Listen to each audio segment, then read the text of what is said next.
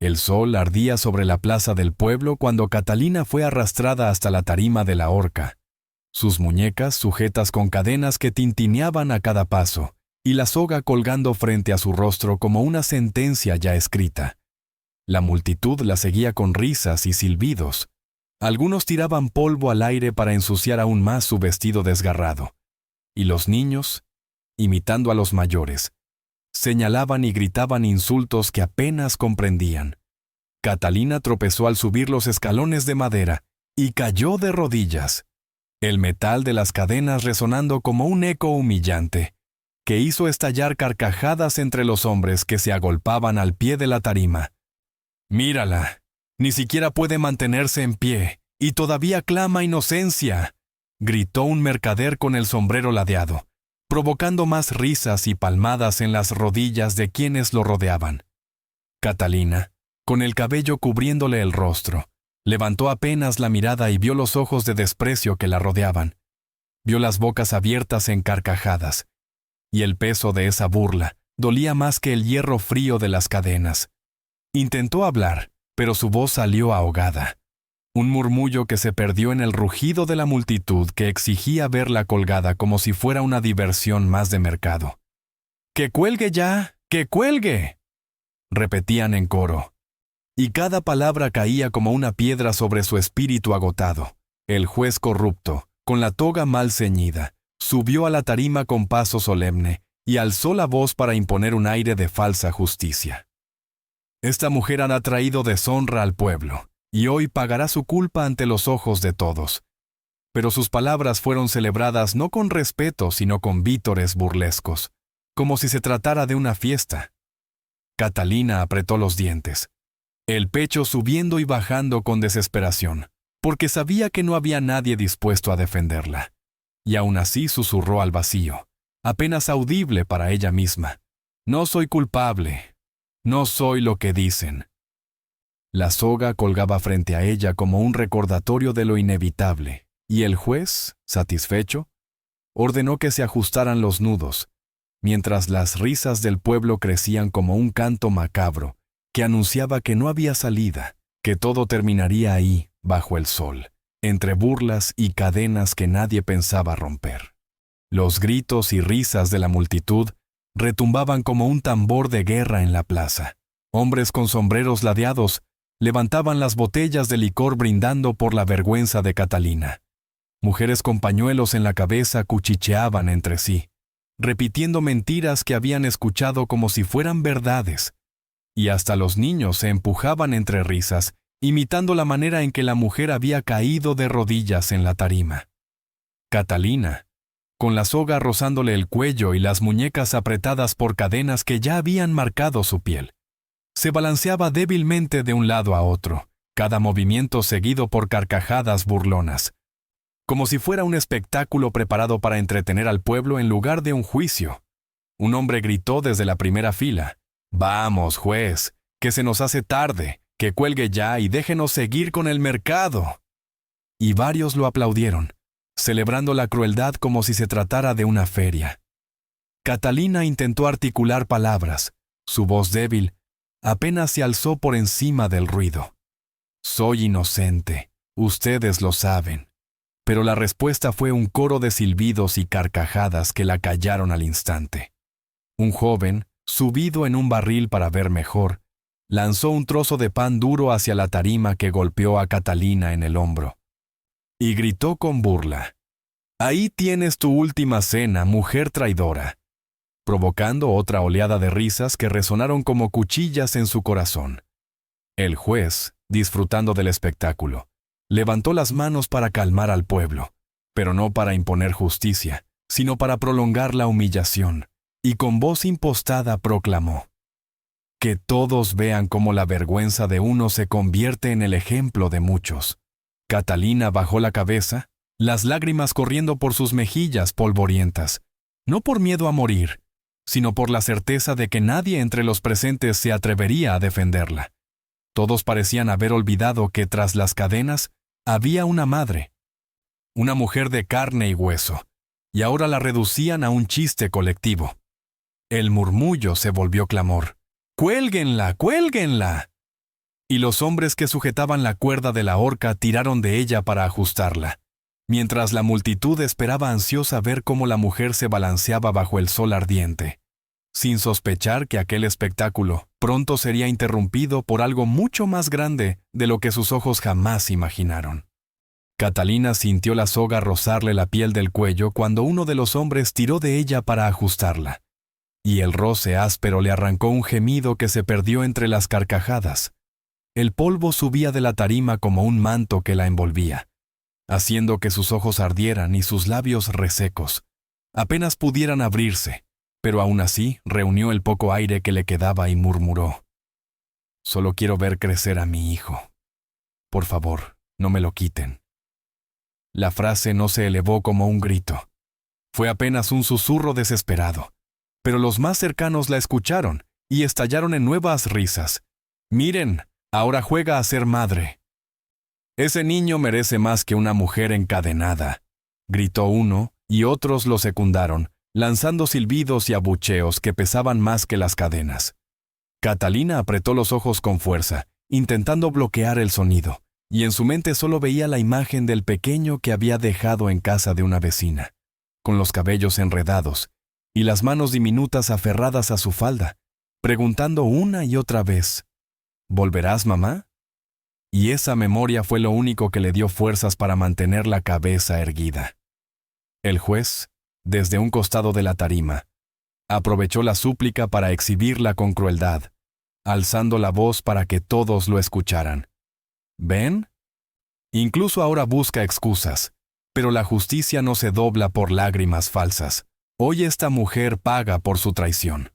Sus palabras fueron recibidas con vítores, como si el sufrimiento de Catalina confirmara la diversión de la multitud, y un hombre lanzó un puñado de polvo que se pegó a su rostro húmedo de lágrimas, haciéndola toser con violencia.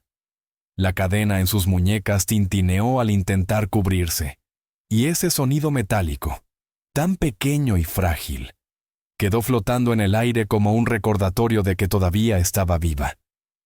El murmullo del pueblo creció hasta convertirse en clamor. «Suelta la cuerda, que cuelgue ya». Pero en medio de ese rugido, hubo un segundo de silencio extraño, un respiro en el que Catalina, aún de rodillas, percibió que el suelo temblaba levemente bajo la tarima, como si una fuerza mucho más grande se acercara desde fuera del pueblo, una fuerza que aún nadie podía ver, pero que estaba a punto de irrumpir y quebrar el espectáculo cruel que ellos celebraban como si fuera un juego. El juez levantó la mano para dar la señal final, y los hombres que sujetaban la cuerda se tensaron listos para soltarla. Pero antes de que pudiera pronunciar la orden, un sonido extraño comenzó a colarse entre los gritos de la multitud. Al principio era un rumor bajo, como un murmullo de tierra, pero pronto se volvió un temblor claro que sacudió las tablas de la tarima y estremeció los barriles y carretas a los costados de la plaza. Catalina alzó la cabeza con los ojos enrojecidos, y por un instante creyó que era su propio corazón retumbando en los oídos. Pero cuando vio las miradas de la multitud cambiar del desprecio al desconcierto, comprendió que todos lo escuchaban también. El sonido creció, un golpeteo rítmico que se multiplicaba como el rugido de un trueno dividido en cientos de martillazos, y alguien gritó: «¡Caballos! ¡Vienen caballos!». El pueblo entero se giró hacia el camino polvoriento que conducía a las afueras, y allí, levantando una nube inmensa bajo el sol, comenzaron a distinguirse siluetas montadas, primero unas pocas, luego decenas, y en cuestión de segundos, cientos. Las risas se apagaron de golpe, los niños corrieron a esconderse tras las faldas de sus madres, y los hombres que momentos antes reían tensaron los rostros, porque aquel rugido no era de viajeros ni de comerciantes, era de guerra. Catalina, aún arrodillada con la soga sobre el cuello, sintió un escalofrío recorrerle la espalda cuando una voz temblorosa en la multitud murmuró: «Son los Lakota. Vienen los Lakota». El juez, intentando disimular el miedo, gritó con voz quebrada: «No os asustéis, son bárbaros que no se atreverán a entrar aquí». Pero sus palabras sonaron vacías cuando el temblor del suelo creció y las siluetas se hicieron nítidas. Jinetes con lanzas brillando bajo el sol, plumas ondeando en el viento, caballos resoplando como bestias desatadas. Y al frente, un guerrero con la mirada fija en la plaza. El pueblo entero contuvo la respiración al ver que no eran 5 ni 10, sino un ejército de 200, avanzando sin pausa, como si el mismo destino los hubiera enviado a interrumpir la vergüenza que se celebraba en la horca. El suelo vibraba con cada galope, y la nube de polvo que levantaban los caballos cubrió la entrada del pueblo como una tormenta de arena que avanzaba sin detenerse. Los gritos burlones se transformaron en murmullos temerosos. Algunos hombres intentaron arrastrar a sus mujeres e hijos hacia las casas cercanas. Otros se quedaron petrificados, incapaces de apartar la vista del ejército que se acercaba. Catalina, aún de rodillas en la tarima con la soga al cuello, sintió que el aire le faltaba no solo por la cuerda, sino por la intensidad de aquel estruendo que crecía como un rugido imparable. Y en su corazón una chispa de esperanza se encendió, aunque no comprendía cómo ni por qué. Los primeros jinetes irrumpieron en la plaza, y sus caballos relincharon con fuerza mientras las lanzas brillaban bajo el sol, seguidos por decenas más que cercaron el espacio en cuestión de segundos, formando un muro vivo entre la multitud y la mujer encadenada. Los habitantes, que segundos antes pedían verla colgada, ahora retrocedían tropezando, el miedo grabado en sus ojos como un reflejo de la culpa. El juez, intentando aparentar control, alzó las manos y gritó: «Esto es una ofensa contra la justicia del pueblo. Retiraos ahora mismo». Pero su voz temblaba, y el eco fue ahogado por el resoplido de 200 caballos que golpeaban el suelo con las patas. Al frente de todos, el líder Lakota desmontó con un salto ágil. Su figura alta y firme imponía un respeto inmediato. Llevaba el torso cubierto por pieles bordadas con símbolos, el cabello largo trenzado cayendo sobre sus hombros, y en su mirada ardía un fuego que no necesitaba palabras para dejar claro que no había llegado a negociar. Había llegado a detener la vergüenza. El guerrero avanzó hacia la tarima, y el gentío se abrió sin que él tuviera que decir nada, como si una fuerza invisible los empujara hacia atrás. Catalina lo miró con los ojos abiertos de par en par, incrédula, mientras las cadenas tintineaban en sus muñecas, y en medio de aquel silencio tenso, comprendió que su destino estaba a punto de romperse junto con el metal que la sujetaba. El líder Lakota avanzó con pasos firmes hacia la tarima, y cada uno de sus guerreros formó un círculo perfecto alrededor de la plaza. 200 jinetes que cerraron toda salida con lanzas en alto y ojos encendidos por la furia contenida. La multitud retrocedió hasta quedar arrinconada contra las paredes de las casas. Los niños sollozaban escondidos entre las faldas de sus madres, y los hombres que antes gritaban con soberbia, ahora callaban, tragando saliva mientras el retumbar de los cascos todavía vibraba en el suelo como si fuera un tambor de guerra. Catalina, con la soga aún alrededor del cuello, alzó la mirada y encontró al guerrero frente a ella, su sombra cubriéndola entera, y por primera vez en horas dejó escapar un suspiro que no era de miedo, sino de alivio. Un suspiro cargado de la certeza de que su humillación estaba a punto de terminar. El juez, rojo de furia y con la voz quebrada por el miedo, gritó: «Esto es un acto de rebeldía. No podéis llevaros a una criminal». Pero su tono débil se perdió entre el silencio implacable de los caballos que resoplaban y las lanzas que se mantenían erguidas como un muro de hierro. El guerrero Lakota no le respondió con palabras. Simplemente subió a la tarima con un movimiento decidido, y cada crujido de la madera bajo su peso sonó como un anuncio de justicia. Catalina lo miraba sin poder apartar los ojos, lágrimas cayendo sobre sus mejillas mientras el corazón le golpeaba con una fuerza nueva, mezcla de incredulidad y esperanza. El líder Lakota posó una mano sobre la cuerda que rodeaba su cuello, y la apretó con los dedos como probando la dureza de aquel nudo que había sido hecho para matarla. Luego, levantó la vista hacia la multitud, su mirada oscura recorriendo uno por uno los rostros que evitaban sostenerle la vista. Y en ese gesto silencioso, dejó claro que el juicio no estaba sobre Catalina, sino sobre todos los que habían disfrutado de su humillación.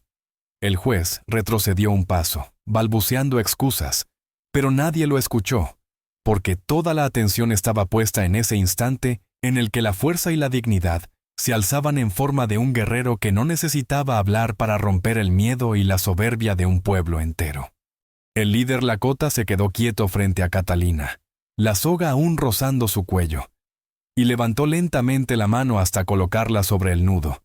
Sus dedos firmes contrastaban con la piel enrojecida de la mujer, y en ese gesto no había prisa sino un juicio silencioso. La multitud contenía la respiración, cada rostro marcado por el mismo miedo que minutos antes había sido burla, y nadie se atrevía a moverse. Ni siquiera el juez que temblaba al pie de la tarima con los labios secos como ceniza. Catalina sollozaba en silencio, incapaz de creer que alguien se interpusiera entre ella y la muerte. Y cuando el guerrero tiró del nudo con un movimiento seco, el crujido de la cuerda resonó como un trueno, y la soga cayó al suelo en un espiral polvoriento, arrancando un grito ahogado de la multitud. El juez, desesperado por recuperar control, levantó la voz. «Esto es una ofensa a nuestra justicia. Él viene a robarnos lo que nos pertenece». Pero sus palabras se apagaron entre los cascos de los caballos que golpeaban el suelo al unísono, como si los 200 guerreros respondieran a su mentira con un rugido vivo. El líder Lakota no habló todavía, pero colocó un brazo bajo los hombros de Catalina y la levantó con una facilidad que la hizo sentir ligera como un niño. Y en ese gesto la dignidad perdida comenzó a volver a sus ojos. La multitud murmuraba, algunos tapándose el rostro con las manos, otros bajando la cabeza incapaces de enfrentar lo que habían hecho, y entre ellos una anciana alzó la voz quebrada. «Dios mismo ha enviado justicia porque no supimos darla nosotros». Y ese susurro se propagó como un veneno de vergüenza por toda la plaza. Catalina, de pie al lado del guerrero, temblaba no de miedo sino de incredulidad. Y cuando lo miró a los ojos, vio algo que nunca había esperado encontrar: la certeza de que su vida valía más que la risa cruel de un pueblo. El juez retrocedió, pero la sombra del círculo de jinetes lo mantuvo atrapado. Y por primera vez comprendió que ya no tenía el poder que había disfrutado sobre aquella tarima, porque ahora el poder estaba en las manos que habían roto las cadenas y derribado la soga. El guerrero Lakota sostuvo a Catalina con firmeza y sin apartar la mirada de la multitud, bajó la vista hacia las cadenas que aún aprisionaban sus muñecas.